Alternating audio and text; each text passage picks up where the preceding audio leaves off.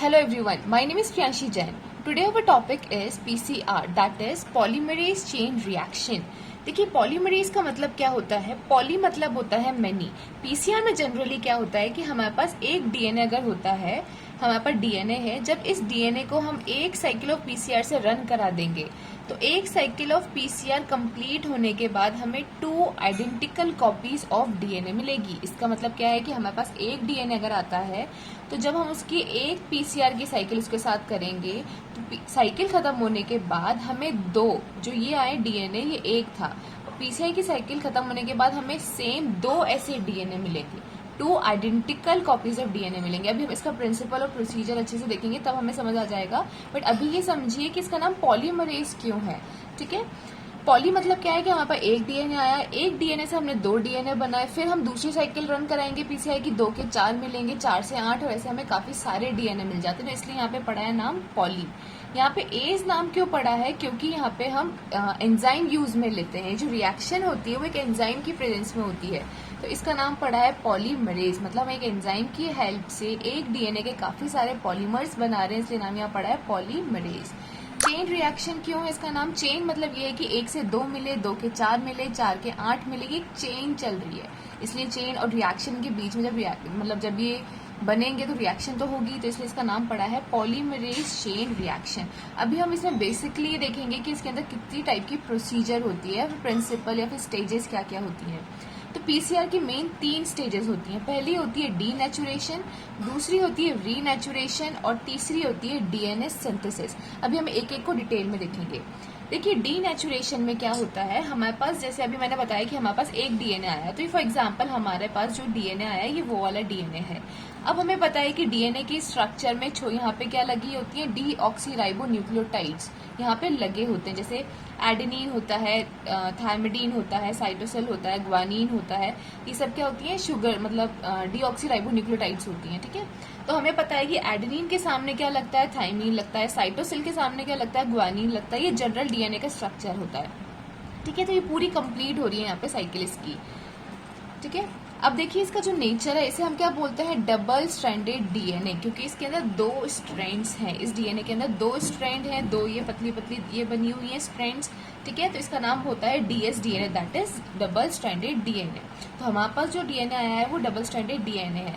जब हम इसको 95 डिग्री सेल्सियस टेम्परेचर प्रोवाइड कराएंगे 1 मिनट के लिए, तो देखिए क्या होगा कि डबल स्ट्रैंडेड डीएनए बीच में से खुल जाएगा। इसके बीच के जो बॉन्ड है वो टूट जाएंगे और ये दोनों सेपरेट हो जाएंगे। ठीक है, देखिए इसमें क्या था कि हमारे पास जो डीएनए आया वो डबल स्ट्रैंडेड डीएनए। जैसे ही हमने इसको 95 डिग्री सेल्सियस टेम्परेचर दिया, 1 मिनट के लिए इसके बीच के बॉन्ड क्या हो जाएंगे, दूर हो जाएंगे, टूट जाएंगे। तो क्या होगा, ये दोनों अलग अलग हो जाएंगे। तो अब ये एक सिंगल स्ट्रैंडेड बचा, ये भी एक सिंगल स्ट्रैंडेड रह गया। ठीक है, तो यहाँ पे क्या हुआ है, डीएस डीएनए से जो अब बना है वो बना है 2 एसएस डीएनए। यहाँ पे हमारे पास एक डीएस डीएनए था, यहाँ पे हमारे पास 2 एसएस डीएनए आ गए। एसएस डीएनए का मतलब होता है सिंगल स्ट्रैंडेड। ये भी एक सिंगल स्ट्रैंड है, ये भी एक सिंगल स्ट्रैंड है। तो अब हमें ये समझ आएगा कि इसका नाम डीनेचुरेशन क्यों पड़ा है। डीनेचुरेशन का मतलब होता है किसी चीज के नेचर का बदल जाना।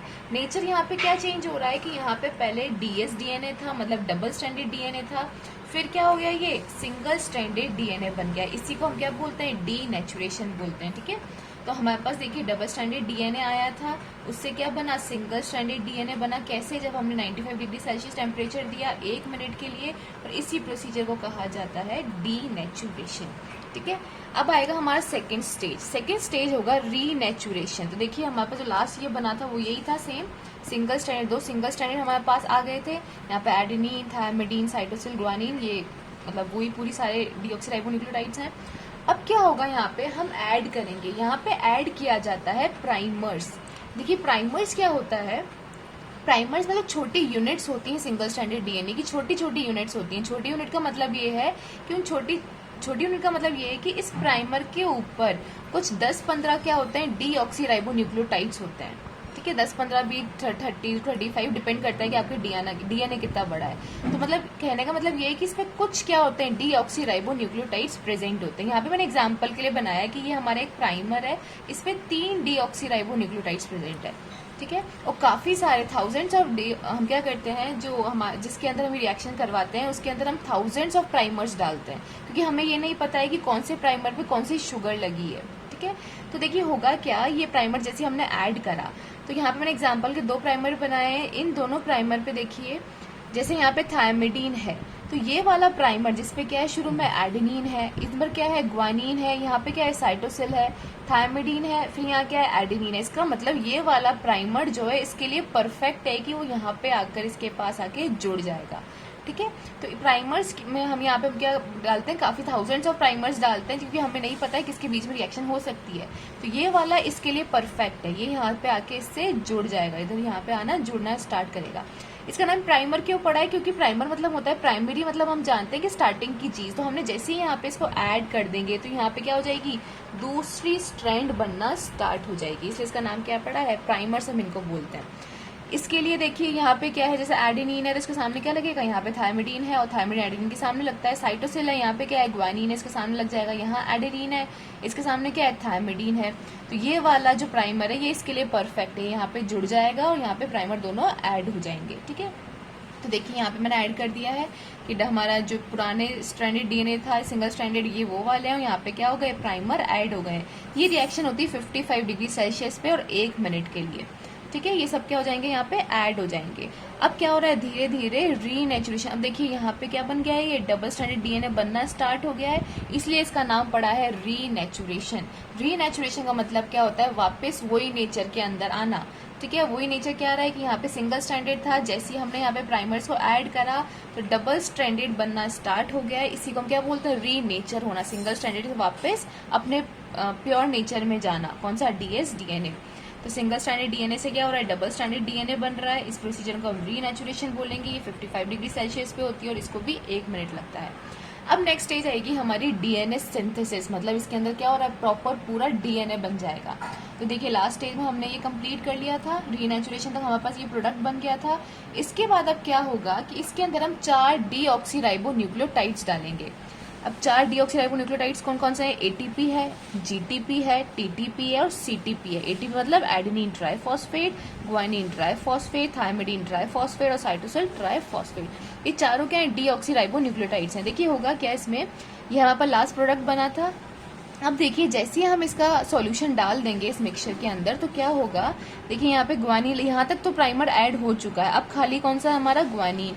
तो ग्वानिन के सामने क्या लगता है, साइटोसिल, यहाँ पे जुड़ जाएगा हमारा साइटोसिल। ये सीटीपी आके यहाँ पे जुड़ जाएगी और यहाँ पे क्या बन जाएगा, साइटोसिल जुड़ जाएगा। फिर ये रिएक्शन आगे होगी, थायमिडीन के सामने क्या जुड़ता है, एडेनिन, तो यहाँ पे आके क्या जुड़ जाएगा, ये एटीपी जुड़ जाएगा, मतलब एडेनिन जुड़ जाएगा। फिर ये ग्वानिन है, ग्वानिन के आगे फिर सीटीपी वापस जुड़ जाएगा, ये वाला सीटीपी। फिर ये सीटीपी है, सॉरी साइटोसिल है, तो यहाँ पे आके कौन जुड़ जाएगा, जीटीपी, ग्वानिन आकर जुड़ जाएगा। ठीक है, तो ये रिएक्शन क्या हो जाएगी, यहाँ पे कंप्लीट हो जाएगी, मतलब हमारा ये डीएनए कंप्लीट हो गया। सिमिलरली इसके अंदर भी यही चीज होगी, मतलब ये एक एक जो डीऑक्सीराइबो न्यूक्लियोटाइड्स हैं वो अपने हिसाब से यहाँ पे जुड़ते जाएंगे। इस चीज को हम बोलते हैं कॉम्प्लीमेंट्री जुड़ना। कॉम्प्लीमेंट्री मतलब होता है एडेनिन के सामने थायमिडीन जुड़ता है तो एडेनिन का कॉम्प्लीमेंट्री क्या हुआ, थायमिडीन हुआ। थायमिडीन का कॉम्प्लीमेंट्री कौन हुआ, एडेनिन हुआ। तो ये कॉम्प्लीमेंट्री चेन इनके आगे ये सब जुड़ते जाएंगे एक एक करके और ये पूरी चेन कंप्लीट हो जाएगी। और देखिए इसका रिजल्ट क्या हुआ कि हमारे पर डीएनए सिंथेसिस हो चुका है। अब देखिए ये सारे जुड़ते जाएंगे, यहाँ पे मैंने बना दिया कैसे जुड़े ये एक एक करके और ये क्या बन गए हमारे पास। अब देखिए क्या हुआ, इसको हमने क्या बोला है, डीएनए सिंथेसिस में डीएनए का बनना। कौन से टेम्परेचर पर बनेगा, ये 75 डिग्री सेल्सियस पे। उसको बनने के लिए कितना लगेगा, 2 मिनट लगेगा। ठीक है, अब देखिए क्या बन गया हमारे पास, ये भी एक मिल गया हमें डीएस डीएनए, ये भी हमें एक मिल गया एक डीएस डीएनए। अब देखिए एक बार दोनों को कंपेयर करिए, ये हमारे पास सैंपल में आया था, ये हमारे पास सैंपल में आया था और ये अभी हमने ये जो पूरी प्रोसीजर हो गई पीसीआर की, जब एक साइकिल रन हो गई तो देखिए दोनों सेम है, ATCG TACG, देखिए ATCG ATGC ATCG ATGC, ये दोनों ही क्या है, एकदम सेम है एक दूसरे के। ठीक है, यहाँ पे थोड़ा चेंज है, वो डायग्राम में कहीं मिस्टेक हुआ होगा। दोनों क्या बनेंगे, एकदम आइडेंटिकल कॉपीज बनेंगी एक दूसरे की। ठीक है, और यही पीसीआर था। पीसीआर क्या था कि जब एक साइकिल कंप्लीट हो जाएगी तो हमारे पास जब एक डीएनए आया तो उसकी 2 आइडेंटिकल कॉपीज बन जाएंगी डीएनए की। और एक साइकिल ऑफ पीसीआर के अंदर 3 स्टेप्स होती हैं, 3 स्टेजेस होती हैं, डीनेचुरेशन, रीनेचुरेशन और DNA synthesis. So this is all about PCR. Thank you so much for watching.